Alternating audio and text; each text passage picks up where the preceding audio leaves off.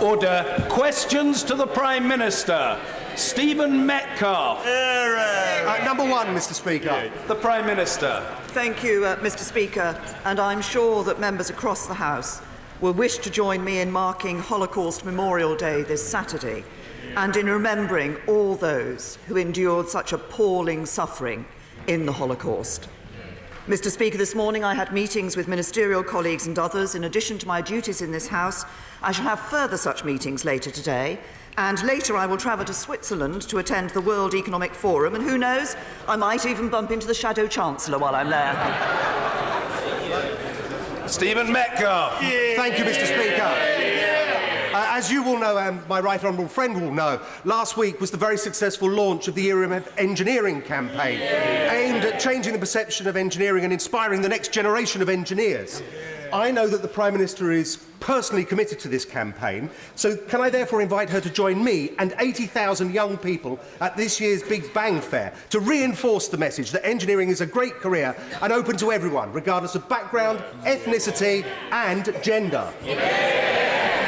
Can I say to my honourable friend, he does indeed make an important point, and this issue of engineering, particularly for more women seeing engineering as a career, is something that I have promoted for many years now. But engineers, of course, are vital to our economy, and that's why we do want to see everyone, and this isn't just about gender, it is about background and ethnicity, everybody, whatever their background, having the chance to build a good career in engineering. And the Year of Engineering gives us a great opportunity to work together with business to do exactly that. And if I have the opportunity if my diary allows, I'd be happy to attend the fair he refers to. Jeremy Corbyn. Thank you, Mr. Speaker. I join with the Prime Minister in commemorating Holocaust Memorial Day. Many members will be signing the Book of Remembrance. Many will be attending the event tomorrow. We have to teach all generations that the descent into Nazism and the Holocaust must never, ever be repeated anywhere on this planet. Does the Prime Minister agree with the Foreign Secretary that the National Health Service needs an extra £5 billion? Prime Minister. Well, I think the right honourable gentleman, as I recall, was here in this chamber for the autumn budget that was given by my right honourable friend, the Chancellor of the Exchequer, where he announced that we'll be putting £6 billion more into the National Health Service. Jeremy Corbyn. The only problem with that, Mr. Speaker, is it was £2.8 billion spread like thin gruel over 2 years. Yes, that's right. 2 weeks ago, the Prime Minister told the House, and I quote, "It is indeed the case that the NHS was better prepared this winter than ever before."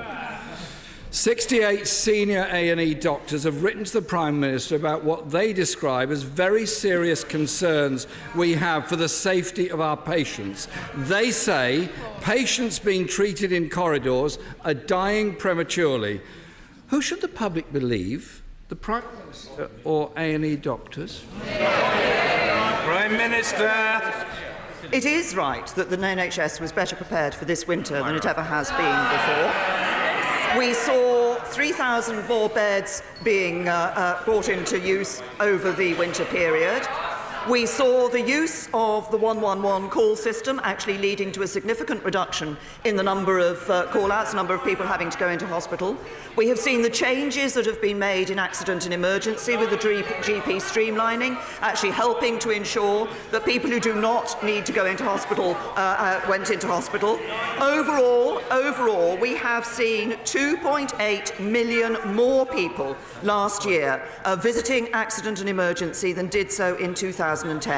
Our NHS is indeed providing for patients. There are winter pressures. We were prepared for those winter pressures, and we will ensure, as we have done every year under this Conservative government, that the NHS receives more funding. Jeremy Corbyn. Mr. Speaker, since 2010, we've lost 14,000 NHS beds. Yes, the King's Fund, the Health Foundation and Nuffield Trust all agree the NHS needs another £4 billion. In December, the month just gone, the NHS England recorded its worst ever A&E performances, with more patients than ever waiting over 4 hours. Now, the UK Statistics Authority say the numbers may be worse because the figures have been fiddled. Can the Prime Minister tell the House when figures calculated in line with previous years will be published? Prime Minister. I have to say to the right honourable gentleman that the NHS is open in publishing a whole variety of figures in relation to the targets that it has. We are putting more money into the NHS year in and year out, and we are continuing to do that. But if he wants to talk about figures and about targets being missed, yes, the latest figures show that in England 497 people were waiting more than 12 hours. But the latest figures also show that under the Labour government in Wales, 3,741 people were waiting more than 12 hours. Mr. Speaker, the Prime Minister is responsible for the underfunding of the Welsh Government and the needs of Welsh. And despite that, the overall Welsh Labour health budget has grown by 5% in 2016-17. It's Labour Wales with a problem of underfunding from a Conservative government based in Westminster. So far, Mr. Speaker, this winter, 100,000 patients have been forced to wait more than 30 minutes in the back of an ambulance in NHS England, for which she is responsible. Yet still, the Prime Minister refuses to give the NHS the money it needs. Can she tell us how many more patients will face life-threatening waits in the back of ambulances this winter? I say to the right honourable gentleman that of course we want to ensure that people aren't waiting in those ambulances. But the only answer he ever comes up with is the question of money. The question... No, that this is... No. The question is this. The question is this. Why are there some hospitals where the percentage of patients waiting more than 30 minutes is 0, and other hospitals where the percentage of patients waiting more than 30 minutes is considerably higher? And if he wants to talk about funding, perhaps we should look at what the Labour Party promised at the last general election last year. It's all very well shadow ministers shouting about the comparison of money. The point is that at the last election, the Institute for Fiscal Studies said this: Labour and the Conservatives are pretty much on the same page. There's not much to choose between them in terms of the money they'll put into the NHS. Corbyn! A Labour government wouldn't be underfunding the NHS. A Labour government wouldn't be privatising the NHS. A Labour government wouldn't be underfunding social care. A Labour government would be committed to an NHS free at the point of use as a human right. Mr. Speaker, according to a whistleblower, as many as... Hang on. According to a whistleblower, as many as 80 patients were harmed or died following significant ambulance delays over a 3-week period this winter. This is a very serious situation, and the Prime Minister must be aware of it.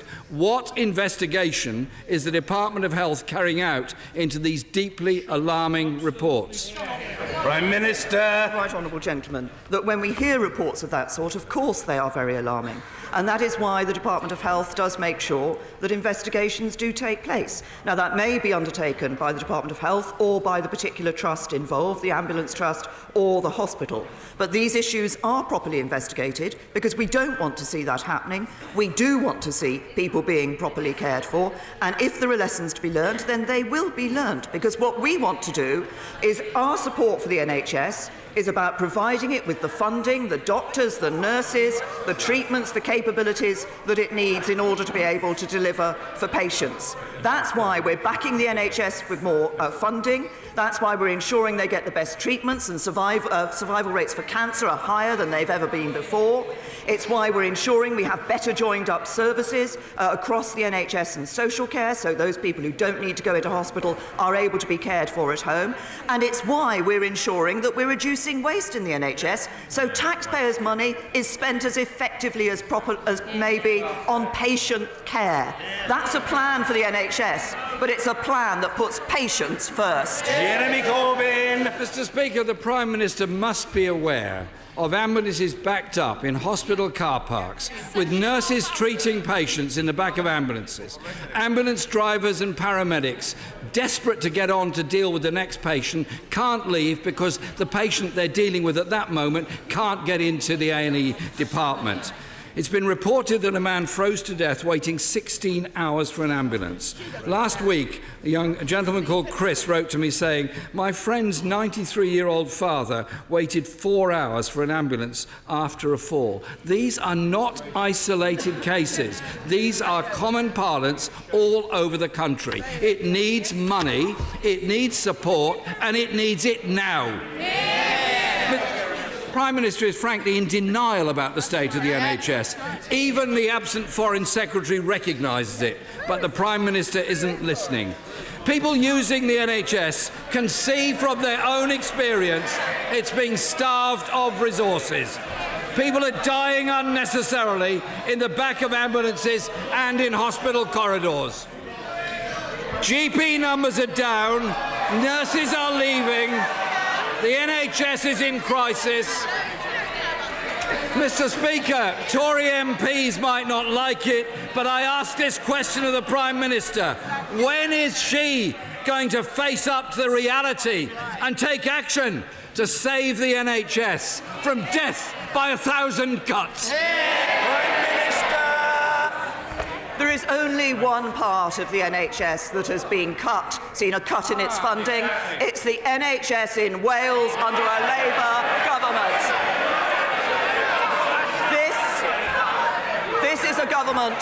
This is a government that is backing the NHS plan, that is putting more money into the NHS, that is recruiting more doctors and nurses, that is seeing new treatments come on board which ensure that people are getting the best treatment that they need. Because this is a government that recognises the priorities of the British people. Priorities to ensure that our NHS remains a world-class healthcare system, indeed the best healthcare system in the world. Priorities to build the homes that people need, to make sure that our kids are in good schools. This is a government that is building a country that works for everyone, and a country in which people can look to the future with optimism and hope. Chris Green. Thank you, Mr. Speaker. The British people need to be confident in the integrity of our voting system. So what is my right honourable friend doing to follow up on Sir Eric Pickle's report, securing the ballot to minimise voter fraud, whether this is for referenda, general elections or local elections? Prime Minister. My friend has raised an important point. Can I, as he was on his feet, so congratulate him for, I believe, a very good council by-election result in Hutton when the Conservatives took a seat from the Labour Party. But he raises an important issue about strengthening our electoral process and enhancing the confidence people have in our democratic processes. And we're shortly going to be running pilot schemes in 5 local authorities to identify the best way to implement voter ID nationality. And in Tower Hamlets, in Slough and in Peterborough, they're going to be piloting measures to improve the integrity of the postal and proxy vote process. Our democracy matters, but it's important people can have true confidence in it. Good. Thank you, Mr. Speaker. Can I wish you a happy Burns Day for tomorrow? And can I associate myself with the remarks of the Prime Minister for Holocaust Memorial Day? We should never forget the horrible tragedies and the price that people had to pay. But we should also remember the genocide which has happened in many territories since that time as well, and we all must work to eradicate that scourge from our society. Mr. Speaker, earlier this week, the Royal Bank of Scotland Chief Executive Officer Ross McEwan admitted in a leaked memo that closing 22 local branches would be painful for customers. 13 towns are to lose their last bank in Scotland. Prime Minister, I will give you one other opportunity. As the majority shareholder, will you meet with RBS and make the case to keep the bank branches open? Prime Minister. Well, the right honourable gentleman has asked me this question on a number of occasions, and I've made the point in response to every one of those questions, and the answer isn't going to change today. These are commercial decisions for the banks involved. We do have a duty as a government. We look at how the market's working for people. That's why we established the access to banking standard that commits banks to carry out a certain number of steps before closing a branch. And it's why we welcome the Post Office, who's also reached an agreement with the banks that allow more customers than ever before to use Post Office services. So around 99% of personal customers are able to carry out their day-to-day banking at a post office as a result of that new agreement. That's the government making sure that people are covered by the services they need. Ian Blackford. Mr. Speaker, I would simply say to the Prime Minister, we own RBS. It's time that you took your own responsibilities. By closing these branches and replacing some with mobile banking vans, which do not provide disability access, the Royal Bank of Scotland appears to be in breach of the UK Equality Act. Wheelchair user Sandra Borthwick has described her experience of banking outside as degrading. Does the Prime Minister agree that RBS has a legal responsibility to offer equality of services to disabled customers? And will she hold RBS to account on this issue? Prime Minister. To the right honourable gentleman, of course, we all want to be able to see that all customers are able to access the services that they need. That is both customers who are disabled and customers who live in remote areas. As I've said to him, this is a commercial decision that has been taken by the Royal Bank of Scotland. It is not. Banks are closing branches. Other banks are closing branches because what they see is actually less use being made of those branches. But as the right honourable gentleman's been talking about matters financial, I'm sorry that he wasn't able to stand up and welcome the fact that today's trade figures for Scotland show that their biggest export market remains the rest of the United Kingdom. Damien Green. Thank you, Mr. Thank you. It's a lot easier asking them than answering them. It's vital for long-term prosperity that the government maintains infrastructure investment. With this in mind, and especially as proposals for new bridges are currently fashionable, can I ask the Prime Minister to commit the government to a very practical idea, which is an early start on the Lower Thames crossing between Kent and Essex, which would create up to 5,000 jobs, relieve pressure on the motorway network, and provide a significant boost to the economy of the whole eastern side of England? Prime Minister.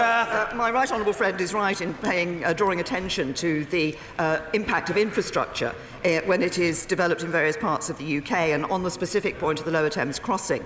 I know that's going to unlock opportunities and economic growth for the region and the country, and will offer better connections, new connections and better journeys. And of course it's part of the biggest investment in England's road network in a generation.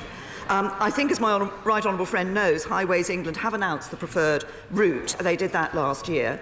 I recognise this has raised some concerns in affected constituencies, but can I assure him and other members that there are going to be further opportunities for those both who support these proposals and those who do not to be able to give their views and have their say. But he's absolutely right. New infrastructure developments like this can make a huge impact not only on jobs during the development of that infrastructure, but on the impact on the economy locally and nationally. Kirsty Blackman. Mr. Speaker, outside a customs union with the EU, many UK businesses would face, in the Brexit Secretary's own words, complex and punitive rules of origin tariffs. Given the Prime Minister's aim for frictionless trade post-Brexit, can she confirm whether or not it is her intention to pursue a customs union with the EU? Hear, hear. Prime Minister. I have said this on many occasions, and I'm very happy to repeat it. Leaving the European Union means we will be leaving the single market. We will no longer be members of the single market. We will no longer be members of the customs union. We want to be able to sign and implement trade deals with other parts of the world as part of an independent trade policy. But yes, in the negotiations that we're looking forward to for a bespoke deal, a comprehensive free trade agreement between the UK and the European Union for the future, we will be looking for as tariff-free and frictionless a trade agreement as possible. Andrew Bowie. Thank you, Mr. Speaker. Many members on both sides of the House, myself included, have expressed concern about the future of our national defences. But of course the fact is that this government will always take the right long-term decisions to protect our national security. So can my right honourable friend today assure this House and assuage these concerns that this approach will continue? Prime Minister. My honourable friend has raised a very important subject, and in July the government initiated the National Security Capability Review, which was in support of the ongoing implementation of the 2015 National Security Strategy and Strategic Defence and Security Review, to ensure that we do indeed have the capabilities, the investment in those capabilities that we need in our national security, and that investment, those capabilities, are as effective, as joined up as possible. I've agreed the high-level findings of this review with ministerial colleagues at the National Security Council, and I've directed that the work should be finalised and with a view to publishing a report on this in late spring.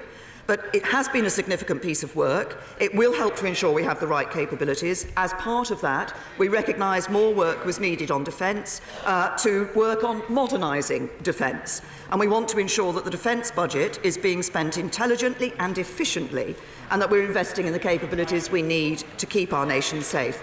And my right honourable friend, the Defence Secretary, will update the House on this in due course. Vicky Foxcroft. Thank you, Mr. Speaker. It is a tragedy that in the past year, knife crime has risen by 26%. The Youth Violence Commission is conducting the first national youth survey to look at their experiences of trauma and violence. Will the Prime Minister meet with me to discuss the root causes of youth violence and how we can find solutions? Prime Minister. Well, can I say to the Honourable Lady, this is an important issue, and obviously we do need to look at this issue. And although, as she will know, crimes that are traditionally measured by the Independent Crime Survey show a drop of well over a third since 2010, we do need to consider these issues of the root causes of violence, particularly among young people, and especially with these knife crimes that we see among young people. The nature of crime is changing. It's important that we remain adaptable and resilient, but we need to understand that. And I'm sure my right honourable friend, the Home Secretary, would be happy to meet her to talk about youth violence and the causes of youth violence. Peter Aldous. Thank you very much, Mr. Speaker. On 28th December, the East of England Ambulance Service attended an address in Lowestoft at which a man was sadly confirmed as having died. This followed on from a call the previous afternoon from the police regarding the same person who, it appears, was left outside overnight in what were inhospitable weather conditions. I've now spoken to the person who made the initial call to the emergency services, and I have serious concerns as to how the matter was handled, including why the case only came to light in the last few days. I would ask the Prime Minister to endorse the request that I've made to the East of England Ambulance Service and Suffolk Police to immediately instigate a full and independent inquiry to establish exactly what happened and to then put in place measures to ensure that such a tragic event does not happen again. Prime Minister. Can I share my honourable friend's concerns about this event, about what happened here, the tragedy that happened here? First of all, I think we should recognise that our ambulance services, all those who are delivering our ambulance services, work hard and regularly go above and beyond the call of duty to ensure our safety. But there have been concerns raised about the provision of services in the East of England Ambulance Service Trust, including, obviously, this very, very worrying and tragic case that my honourable friend has raised. As I said in response to the Leader of the Opposition earlier, we take these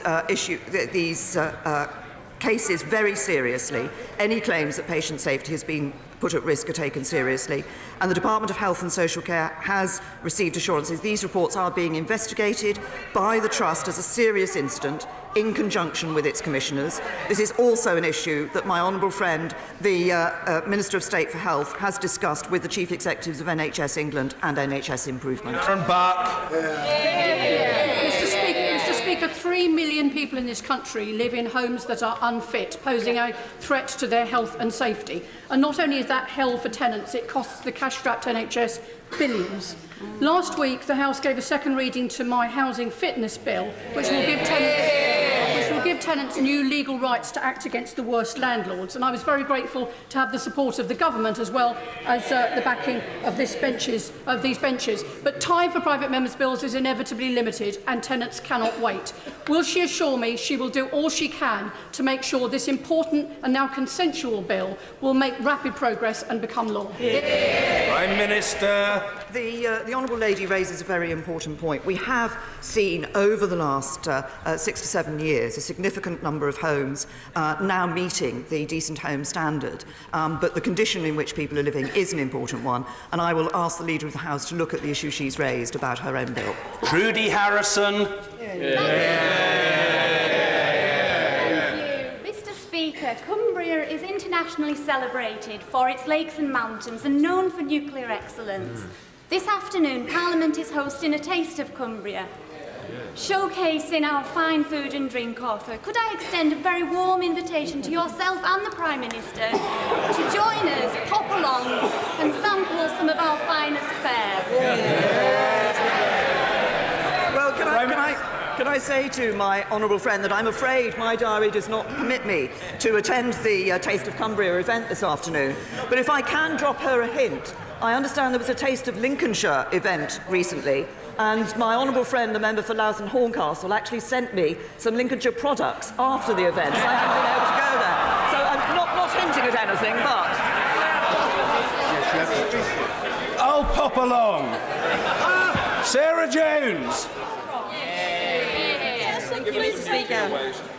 Mr. Speaker, this morning, thousands of us across the country heard my friend and former boss, Baroness Tessa Jowl, talk for the first time since she was diagnosed with a high-grade brain tumour. As ever, it was a joy to hear her utter, relentless positivity and complete commitment to changing the world. In a speech in the other place tomorrow, she will call for improved cancer diagnosis and treatment. Mr. Speaker, will the Prime Minister and the Health Secretary meet with Tessa and I and other health experts to talk about how we improve outcomes to meet her goal and ultimately save lives? Prime Minister. I say to the Honourable Lady, I'm sure that the whole House was saddened to hear of the diagnosis of the noble Baroness, the noble Lady Baroness Jowl, but also encouraged by the positive approach which she is taking. And I'm told my right honourable friend, the Home Secretary, says that Baroness Jowl's speech this morning was very moving in this. And I'm sure that everybody across this whole House will send her the very best wishes at this time. We do want to make sure cancer treatment is a priority for the government. We do want to make sure that the best treatments are being provided. And we will consider investing in anything that improves that. And we've accepted 96 recommendations in the NHS Cancer Strategy. Of course, we do need constantly to look at this. And my right honourable friend, the Health Secretary, will be happy to meet with the Honourable Lady and with the Baroness Jowl. Tessa Jowl, of course, has been an outstanding public servant. I hope the House will understand if I say that in my 20 years in this place, I have never met a more courteous or gracious Member of Parliament. Mr. John Hayes.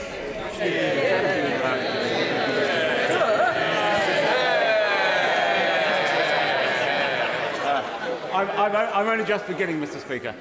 The Prime Minister will know of the devastation, debt and despair caused by fixed odds betting terminals, which have now become widespread. Far cry from the charm of the bingo hall, the pool's coupon, or the style of the Sport of Kings.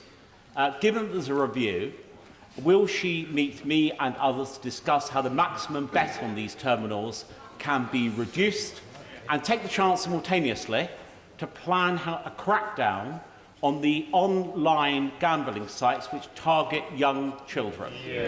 Mr. Speaker, the stakes are too high to gamble with our children's futures. Well, can I say to my right honourable friend that we are clear that the fixed odds betting terminal stakes will be cut to make sure we have a safe and sustainable industry where vulnerable people and children are protected. As I suspect my right honourable friend knows, the consultation that the Department for Digital Culture, Media and Sports has launched on this actually closed yesterday, so a final decision will be made in due course. He will know, with regard to the specific point about children, and this is important, that there are, of course, in place controls to prevent children and young people from accessing online gambling, and the Gambling Commission has asked the Responsible Gambling Strategy Board to examine the wider relationship between children and gambling. I think it's important that as we take these decisions, we all recognise the potential threats and dangers here, but that we ensure that we have the best information possible in order to be able to act. Julie Elliott. Thank you, Mr. Speaker. Amber Rose Cliff, my 25-year-old constituent, lost her battle with cervical cancer and died in January last year. Amber went to her GP around 30 times with symptoms and repeatedly asked for a smear test, and she was refused. She only got the test when she paid to have the test done privately, and sadly, the cancer had spread at that point.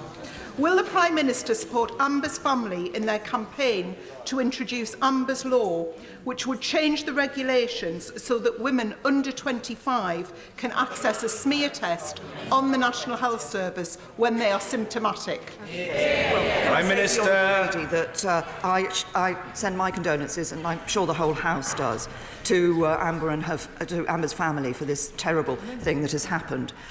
Look, the smear test is hugely important. Sadly, what we see, even for those who qualify, women who qualify today to have the smear test, that too many women do not take it up.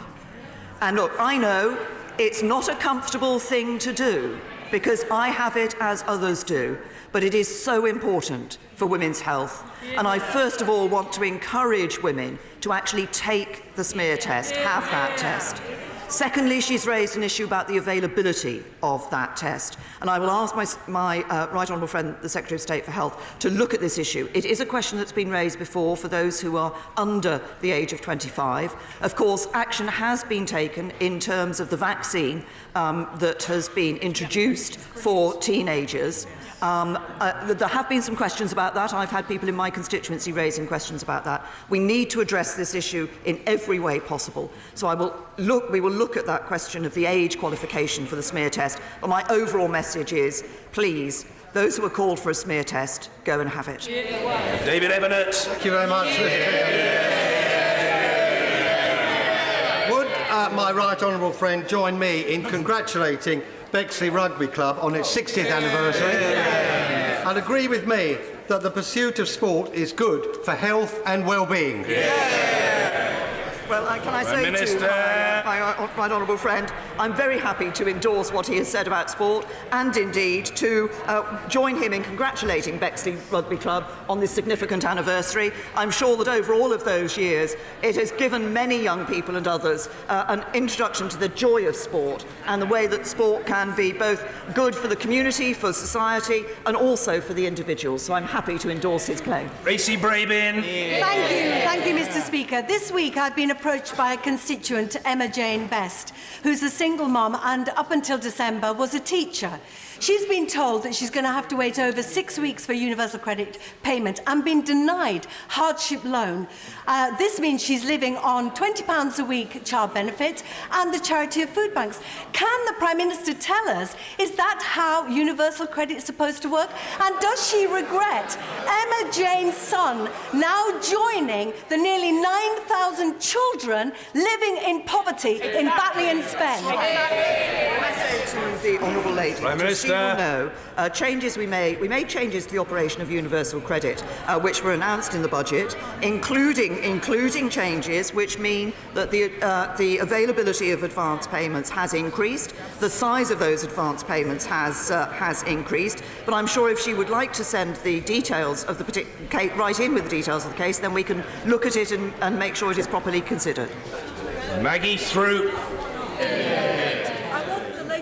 From the Office of National Statistics, which show that the government is making further progress in reducing the deficit. Would my right honourable friend agree it would be reckless to change course now in favour of a policy of renationalisation, which would burden taxpayers like those in Erewash with an estimated bill of over £170 billion? Prime Minister. My honourable friend raises a very important point. It hasn't been easy reducing the deficit in the way we have. We had to deal with the biggest deficit in our peacetime history that was left us by the Labour Party, but by the government's decisions from the government. Yes.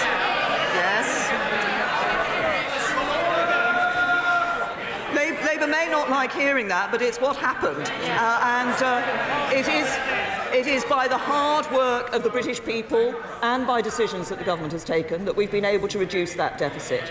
But £170 billion extra in order to meet the ideological desires of the Leader of the Opposition would saddle people up and down this country with higher debt, and ordinary people would pay the price. Thank you, Mr. Speaker. Will she instruct the DWP to release the details of benefits claimants with disabilities who have taken their own lives after their claims were turned down, stopped without notice, or significantly reduced? Prime Minister. Can I say to the Honourable Lady that the DWP does not give details of individuals with whom it deals, and that's absolutely right. It's absolutely right. What it does do is ensure that we have a welfare system that provides support to those who need it, and a welfare system that increasingly encourages those who can to get into the workplace, because we continue to believe that work is the best route out of poverty. Nicky Morgan. Thank you very much, Mr. Speaker. In a December press release, the Bank of England described the UK's financial system as both a national asset and a global public good. Does my right honourable friend think it's unreasonable that the UK's financial services sector, which pays billions of pounds in taxes, wants to hear the government's ambitions to ensure the City of London remains a global preeminent financial centre, in the same way that the government set out its ambitions for other sectors last summer?